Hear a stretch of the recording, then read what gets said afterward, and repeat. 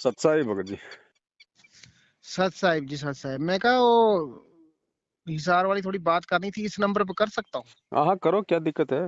हाँ जी, हाँ जी। अभी मेरी बात हुई ना सुलेखा बहन से। अच्छा हाँ, तो सुलेखा बहन कह रही हैं कि जो मेरे नंबर हैं उन पर फोन मत करो। अच्छा। हाँ, अभी मैंने कल से मैं बात करना चाह रहा था उनसे, लेकिन वो उठा भी नहीं रही थी और आज भी नहीं उठाया, फिर और किसी नंबर से उन्होंने किया। अच्छा अच्छा अच्छा। हाँ, तो बहन कह रही है कि अगर आपकी बात हो जाएगी पवन भैया से, जी। तो उनसे कहना कि जो इधर वाली घटना है उसको अभी बिल्कुल जो है कोई जिक्र मत करो कुछ दिन के लिए, हम्म। क्योंकि बहन को जो है बहुत ज्यादा वो किया जा रहा है। हम्म। हाँ, तो कल बता रही थी बहन कि मैं थोड़ी सी निकली थी बाहर, हम्म तो इन्होंने जो है मेरा पीछा किया। हम्म तो फिर मैं वापस हुई तो फिर ये दो गाड़ियां मेरे पीछे लग गई। हम्म तो मैं घर तक बड़ी मुश्किल से पहुंची हूँ। हम्म और जो नंबर बहन जी के हैं ना, हम्म वो इस वक्त पुलिस प्रशासन के उसमें है। हम्म क्या बोलते हैं उनको, स्ट्रेस बोलते हैं, ऐसे कुछ बोलते हैं। हम्म तो उन नंबरों पर सभी भक्तों को कह दो कि कोई फोन ना करे। हम्म और इनका जो इरादा है वो ये है कि मतलब मैं बहन के माध्यम से हम्म आप तक पहुंचने का इरादा है इनका। हम्म तो ये मतलब पूरी सावधानी रखें। हम्म तो फिर मैंने कहा मैं फोन लगा के देखता हूँ, अगर उठा लेंगे तो। हम्म तो मालिक की दया हो गई और आपने उठा लिया। हम्म तो इन चीजों पर थोड़ा ध्यान देना है। हम्म बाकी बहन कह रही है मैं परमात्मा की दया बहुत है, हम्म कर तो बहुत कुछ रहे हैं लेकिन कर कुछ नहीं पा रहे हैं। हम्म। हाँ जी। देखो तो भगत जी, ऐसा है, हाँ जी। ऐसा कुछ भी नहीं है। हम्म। पहली बात तो ये कि हम परमात्मा के हम भगत हैं। हाँ जी। हम कोई आतंकवादी, कोई ड्रग्स माफिया, कोई शराब माफिया, कोई मल की मर्डर करके थोड़ी भगे हुए हैं जो हमने कोई डरने की जरूरत है या हमें हमारा कोई पीछा करेगा, हमें कोई पकड़ेगा। हैं? हाँ जी। हमारे को मतलब सरकार को हमारी तलाश है। हैं? ऐसा कुछ नहीं है। कई बार क्या होता है भगत जी, मन में कुछ मन की वहम हो जाते हैं। अच्छा। ठीक है, तो ना तो कोई नंबर कोई सर्वेलांस पे है और ना उनको हम्म। जरूरत है हमारे नंबर को सर्वेलांस पे लगाने की भगत जी। हम्म। ठीक है, उनके पास इतना समय नहीं है, उन बाकी जो बदमाशों को पकड़ने का समय नहीं अच्छा। है कि नहीं। तो ये जो है, ये मन के अंदर थोड़े बहुत मन की वहम हो जाते हैं थोड़ी सी अज्ञानता के चलते। अच्छा।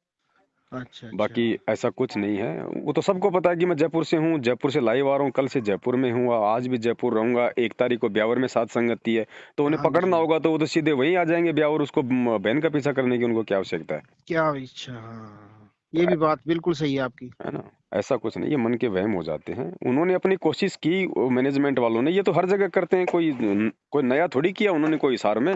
ये हम्म। कोशिश तो इन्होंने 2016 में मध्य प्रदेश गया, जबकि 2016 में इन्होंने जयपुर आके मेरे साथ में मारपीट की।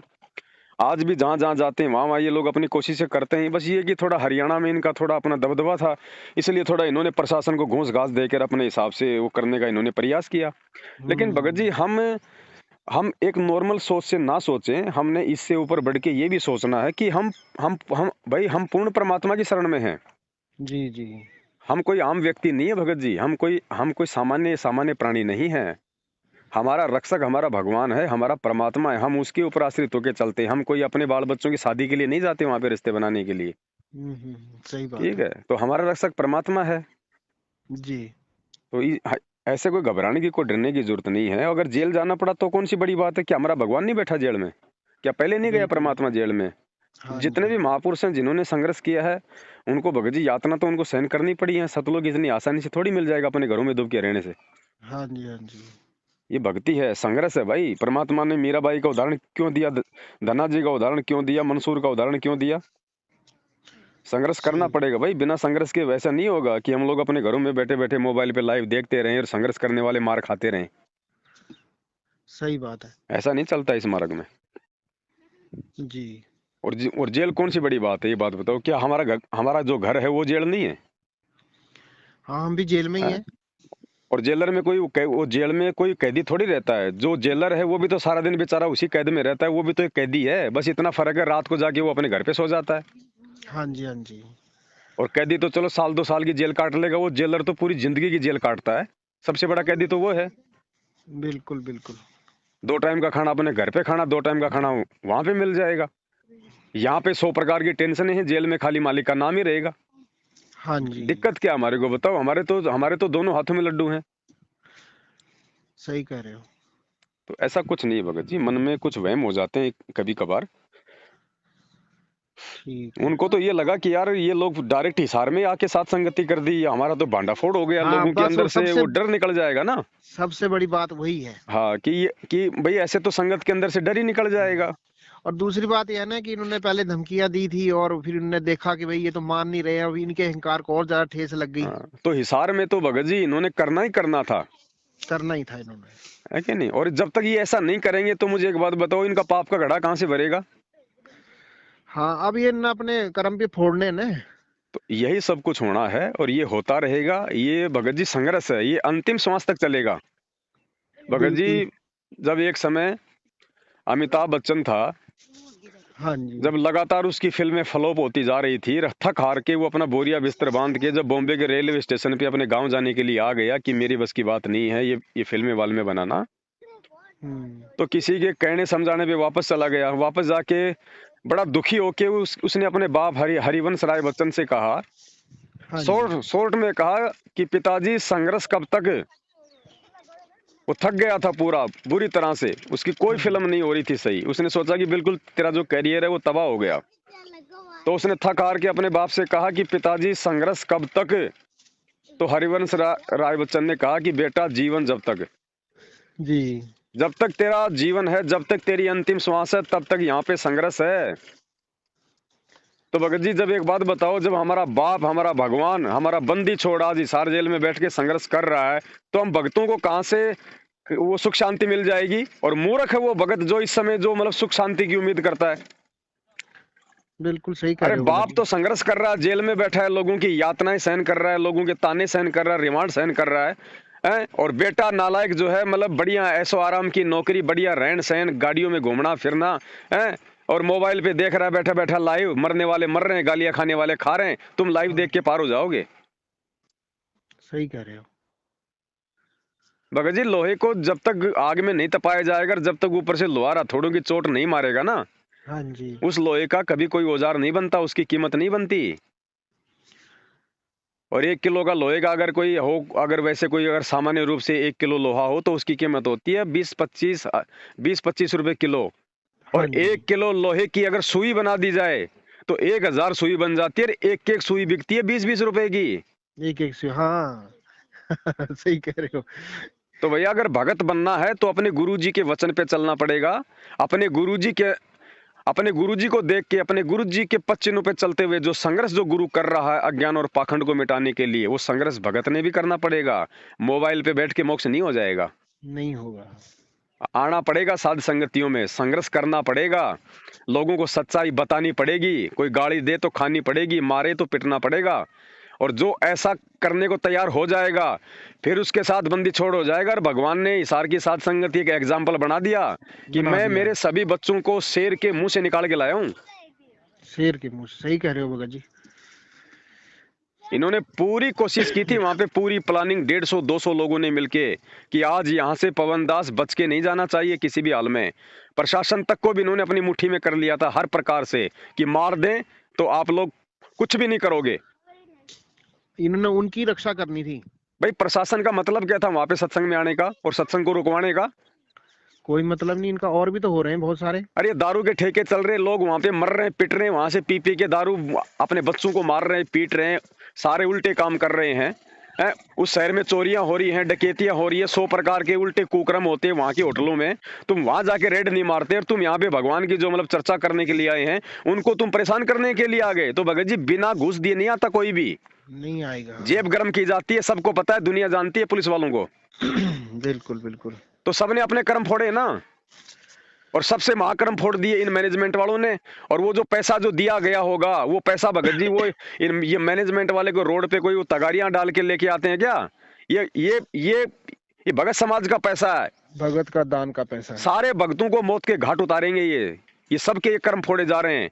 ये संगत ने जो इन कुपात्रों को दे दे के दान जो अपने कर्म फोड़ने के काम किए ना, अब देख लेना भगत जी, मालिक ने बोल रखा कि कुपात्रों को दान दोगे तो ऐसा ही होगा, तुम्हारे राहों में कांटे बिछेंगे। अब ये भक्तों का दान था, इस भक्तों हाँ के जी। दान से वो खुद भी ले लेके गाड़ियां भक्तों को मारने के लिए घूम रहे थे, हैं? और इन भक्तों के दान से इन्होंने प्रशासन को भी खिलाया पिलाया है। तो क्या होगा? ये होता है कुपात्रों को दान देने का नतीजा। और यही है कि आए दिन संगत मर रही है, हाँ एक्सीडेंट हो के मर रही है, अकाल मौत मर रही है, छोटी छोटी जो है बीमारियों से संगत मर रही है। और भगवान ने अपने उन बच्चों को सकुशल इन गुंडों के बीच में से निकाल दिया, जो अपने गुरुजी के वचन पे चलते हैं, जो किसी हरामखोर को 1 रुपया नहीं देते। 1 रुपया नहीं देते। हमारे यहाँ भगत जी एक नेपाल का भगत था, हम्म तो उसने शायद मेरे को लगता है सार नाम ले लिया था कि पता नहीं सतनाम पर ही था अभी। हम्म तो भगत जी उसको एक कोई 3 महीने के अंदर ना उसको ऐसा रोग लगा कि एक हॉस्पिटल से दूसरे हॉस्पिटल, तीसरे हॉस्पिटल, और फिर इन्होंने सेंटर वालों को कहा कि भाई ये भगत की तो दुर्गति हो रही है, तो क्या बात है? ये कहते हैं उसका नामखंड है। हम्म तो नामखंड है तो ये कहने लगे कि भाई ठीक है नामखंड है तो नाम शुद्ध करवा लेते हैं। हम्म है तुमने बहुत बड़ी गलती की होगी तो इसलिए तुम्हारा नाम शुद्ध होगा नहीं, तुम पहले जो है चिट्ठी लिख के भेजो गुरुजी को हिसार। हम्म और उस भगत ने बोलते मरता क्या नहीं करता, हम्म और लंबी चौड़ी चिट्ठी लिखी गई हम्म और वो भेज दी इन्होंने। अब वो गुरुजी के पास पहुंची नहीं पहुंची वो तो गुरुजी जाने। हम्म वहां से फिर आ गया ऑर्डर हम्म कि भाई नाम शुद्ध करवा लो जाके। हम्म और उस भगत का इन्होंने नाम शुद्ध कराया। हम्म भगत जी वो नाम शुद्ध हो गया, और उसके बाद क्या हुआ कि वो 1.5 महीने में वो भगत जो है तड़प तड़प के मर गया। हम्म और उसके दोनों लड़कों ने पूछा, वो भगत के जो खत्म हुआ उसके दोनों लड़कों ने पूछा इन मैनेजमेंट वालों से कि भगत जी मेरे पिताजी से क्या गलती हो गई थी और इतनी दर्दनाक मौत इनकी क्यों हुई, हमारी तो आस्था ही नहीं रही अब। हम्म तो इनके पास भगत जी एक ही जवाब था, कहते हैं कि वो तो गुरुजी को पता होगा या वो जो भगत खत्म हुए उनको पता होगा। हम्म तो ये कैसा जवाब था इनका? तो भगत जी ये बात बताओ, अब ये तो आप सबको मालूम हो गया। अब तो भगत जी, अब अपने पेट में अगर बच्चा किसी पड़ोसी से डलाओगे तो पति आपसे कितना प्रसन्न रहेगा। हाँ जी। तो सार नाम भगत जी बच्चा है। आपने अपनी आत्मा के अंतःकरण में जो सार नाम जो डलवाना था वो अपने गुरुदेव से डलवाना था। और कौन है अधिकारी नाम देने का? हैं? हाँ और जी। आपने इन काल के एजेंटों से सार नाम ले लिया, अपने गुरु पे आपने अविश्वास प्रकट कर दिया। क्या पता गुरु जी आएंगे कि नहीं आएंगे, सार नाम तो ले लो, सतलोक चल चलेंगे। अरे वाह! अरे जब सतलोक की चाबी हमारे गुरु जी के पास है कि साहिब कबीर आजा आत्मा तो ही पुकारती, तेरे हाथ में चाबी ओ सतगुरु सतलोक द्वार की। सतलोक द्वार की। सतलोक की चाबी तो गुरु जी सार जेल में लेके बैठा है, तुम नालायको इन लोगों के साथ जाने की सोच रहे हो सतलोक में ले लेके फर्जी सार नाम। हाँ जी। तो मरेंगे भगत जी, और होगा क्या? अभी तो ये इनको गुरुजी की जरूरत ही नहीं है किसी को, ये तो बोल रहे हैं कि हमें सब कुछ मिल रहा है यहाँ से। जिनको जरूरत है वो मैनेजमेंट के तलवे नहीं चाटेगा, वो अपने गुरुजी के ही तलवे चाटेगा। और गुरुजी उन्हीं आत्माओं के लिए आएंगे और उन्हीं आत्माओं को आगे परमात्मा को असली सार नाम देंगे।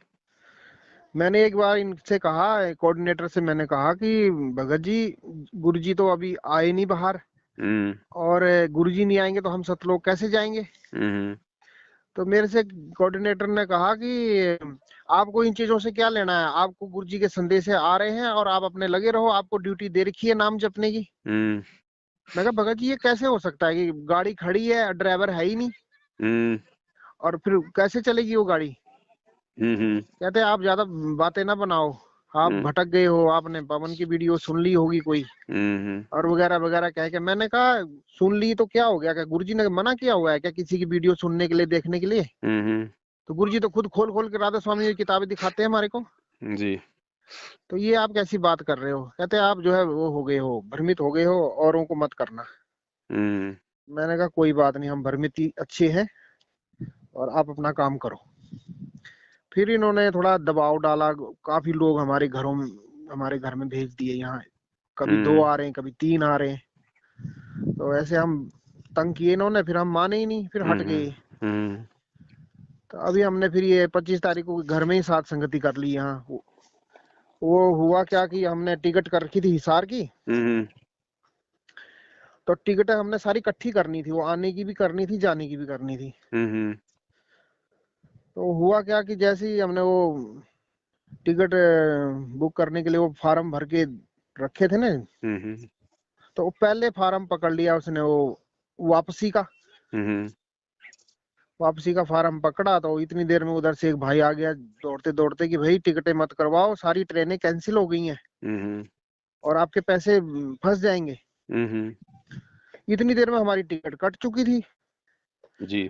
तो हमारे पैसे भी वो फंस गए। फिर वो कहने लगे कि ये तो इधर से गाड़ी जाएगी नहीं, तो आप वहां से आओगे कैसे। हम्म तो भगत जी फिर हमने उसके बाद और कैंसिल कर दी। हम्म कैंसिल कर दी तो फिर मैंने आपको कई बार फोन लगाया, आपने फोन उठाया नहीं। फिर जोड़ भगत जी ने फोन उठाया, हम्म फिर मेरी बात हुई तो मैंने कहा भगत जी ऐसी ऐसी बात हो गई है, इधर से हम 9-10 भगत थे, तो हमें जो है यहाँ किसानों ने सारे ट्रैक बंद कर दिए, वो अभी तक भी नहीं खुले हैं। जी। तो हम अगर वहां पहुंचेंगे नहीं तो फिर हम आएंगे कैसे। हम्म तो हम चाहते हैं कि यहाँ हम 10-12 भगत है, तो हम यहाँ साथ संगति कर लें क्या, इकट्ठे होकर के। तो हम्म कोई और भगत जी करने लगे कि भाई अगर ऐसा हो सकता है तो कर लो, अच्छी बात है। हम्म तो फिर हमने 25 तारीख को यहीं पर ही करी हम्म साथ संगति। तो भगत जी अभी एक बात और पूछनी थी आपसे हम्म कि अभी इधर से सारी ट्रेनें बंद हैं, हम्म पंजाब से, मतलब मैं पठानकोट से बोल रहा हूँ। जी। तो हमारी इच्छा थी कि चलो वो जयपुर वाली साथ संगति में आते। हम्म। तो ये अभी मेरे को तो लग नहीं रहा है खुलेंगी। अब ये तो तो भगत जी देखो, ये पाबंदियां तो होंगी, काल भगवान नहीं चाहेगा इस धरती पे कोई धर्म का काम आगे बढ़े।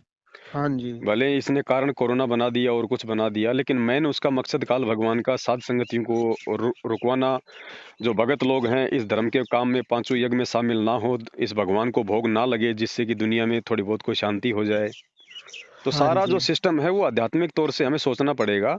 इस मतलब स्थूल रूप से नहीं हो रहा काम भगत जी, ये सूक्ष्म लड़ाई है काल भगवान और परमात्मा के बीच में। हाँ जी। ये सारा का सारा काम इस धर्म के काम को रोकने के लिए किया जा रहा है।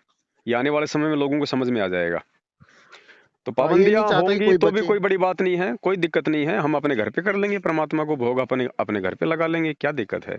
अगर समय होगा, अगर परमात्मा समय देंगे तो हम निकलेंगे अपने घरों से। हाँ जी। तो भगत जी मैं ये पूछना चाहता हूँ ना जी कि वैसे तो हमारी पूरी 100%, 101% कोशिश रहेगी कि हमने वहां पहुंचना है। जी। तो जैसे अब गाड़ी ही नहीं चलेगी भगत जी, तब तो मतलब ही नहीं बनता ना आने ना का। कोई दिक्कत नहीं, वो तो एक मजबूरी हो गई ना फिर हमारी। हाँ जी। फिर तो अपना तो टिकट कैंसिल कराओ। हाँ जी, तो भगत जी जैसे मान लो हम नहीं पहुंच पा रहे हैं, हम्म तो हम जैसे अभी हमने 25 तारीख को यहीं पर ही हम 10-15 भगत इकट्ठे हो गए थे, बिल्कुल। और जैसे आप करते हो ये मतलब भोग लगाना वगैरह, वैसे हमने यहाँ कर लिया था। जी। तो वैसे फिर हम यहाँ कर लेंगे, ठीक रोज रहेगा। करो ना भगत जी, किसने मना किया, रोज करो ना, हाँ जी। परमात्मा हाँ तो जी। इसी से प्रसन्न होते हैं। हाँ जी। हाँ जी, बस वही मैंने पूछना था कि हम यहाँ कर लेंगे अगर नहीं पहुंच पाए तो। और बाकी ऐसे कोई डरने घबराने की जरूरत नहीं भगत जी, हम कोई उल्टे काम नहीं कर रहे हैं, परमात्मा हमारे साथ में है। और दूसरी बात भगत जी, अपने घर में तो कुत्ता भी शेर होता है। जी जी जी, अपने सही कह घर रहे में हो तो भगत जी कुत्ता भी आप। शेर होता है भगत जी, और हम भगत हैं, हम इनके बराबर हो नहीं सकते। तो इन्होंने तो अपनी वो कुत्ते वाली औकात इन्होंने दिखा दी इस हार में कि हम पक्के कुत्ते हैं, एक नंबर के। हाँ जी, हैं? बिल्कुल। और भगत जी एक ये बात बाहर और भी आने है की, ना। ये बाहर करने की हिम्मत नहीं करते। अभी 1 तारीख को है, अभी हाँ 1 तारीख जी। को अजमेर में है। हाँ जी। भगत जी सारे भगत पवनदास नहीं है कि मार खा लेंगे, हाँ जी। ले हाँ जी। लेके बैठे रहते हैं। हाँ जी। सारे पवनदास नहीं है, इसलिए इनको इस बात का भी इनको अच्छे से पता है। सही कह रहे हो। हाँ, इनके बाप भी बैठे रहते हैं सात संगतियों में भगत जी। हाँ जी। हाँ जी। सारे भगत पवनदास नहीं है, मार खाने वाले, गालियां खाने वाले। हाँ जी, इनको अच्छे से पता है इन बातों का। सही कह रहे हो। ईंट का जवाब पत्थर से देने वाले भी बैठे हुए हैं, लेकिन वो भी मालिक की अच्छी आत्मा है। धीरे धीरे वो भी मतलब आएंगे लाइन पे, हाँ जी, धीरे धीरे जब ज्ञान होगा। लेकिन अभी भाई सारे भगत ही पवनदास नहीं बने। सही कह रहे हो भगत जी। सही ये है। दुष्ट हैं, ये लोग, ये मैनेजमेंट वाले, गुरु जी का परिवार, ये इस धरती के कंस और रावण हैं। इनका तो हाँ वैसे जी, भी सत्यानाश होना है, इनके कर्मों से होना है। इनको तो मेरे को तो लग रहा है जैसे अब संगत हट जाएगी तो प्रशासन ही मार देगा इनको तो। भगत जी और क्या इसके पकोड़े तल के खाएगा प्रशासन है इस महेंद्र भगोड़े के। जिस दिन प्रशासन के पास में पैसे जाने बंद हो जाएंगे, उसी दिन इसको बस इनकाउंटर कर बस, देगा, उसी दिन रगड़ वही देगा इसको। बिल्कुल सही कह रहे हो आप। संगत का पैसे पैसा से जा रहा है तो बच रहा है ये, वरना प्रशासन को अच्छे से पता है ये कितनी बार पेशाब करता है, कहाँ जाता है ये तो प्रशासन ने सोने के अंडे देने वाली मुर्गी पाल रखी है। अरे इसको पकड़ेगा प्रशासन तो प्रशासन नहीं मरेगा, उल्टा ये सारे राज उगल देगा। बिल्कुल किन किन के बिल्कुल। पास पैसा जा रहा था, कहाँ कहाँ पैसा जा रहा था, मैं क्यों बचा हुआ था, तो प्रशासन क्या इसके पकौड़े तलेगा?